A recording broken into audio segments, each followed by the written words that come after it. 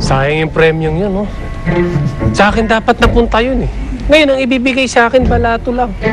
Eh, magkano na yun? Dami-dami na yung maghahati. Dapat makagawa akong paraan. Okay ka lang? Ba't mo kinakausap sarili mo? Umalis ka nga dito sa sabi ko.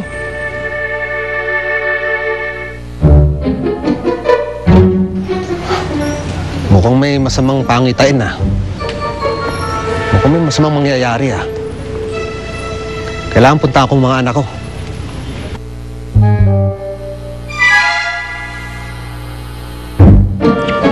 Pare, ano yan? Ito. Spoiled and tampered ticket. May mga tao kasing nagbabakasakaling makain. Baba! Ayaw mas...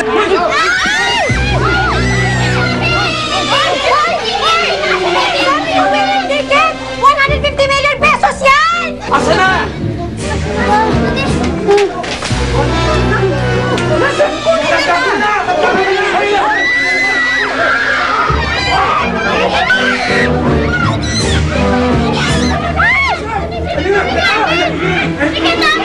Hoy!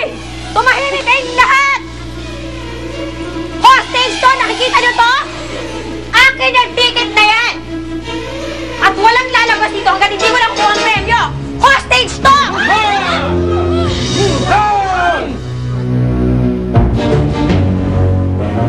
Ang kikilos ng masama!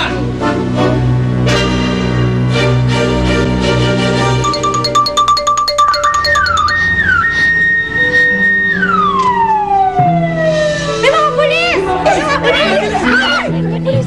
Nandun yung mga kasama namin sa loob. May kasama po silang mga bata! Look, everything is under control. Anak ko naman, ano ba naman itong pinasok-pasok natin? Wala naman tayong alam sa hostage na ganito. Don't worry, Mommy. Everything is under control. Sabihin mo sa amin ang kailangan mo. Subukan namin ibigay kapalit ng mga hostages. Lahat ng hihilingin natin, ibibigay yan ng mga polis para masiguro nila na hindi natin sasaktan itong mga hino-hostage natin. Kahit ano, Daisy? Kahit ano. Ibibigay?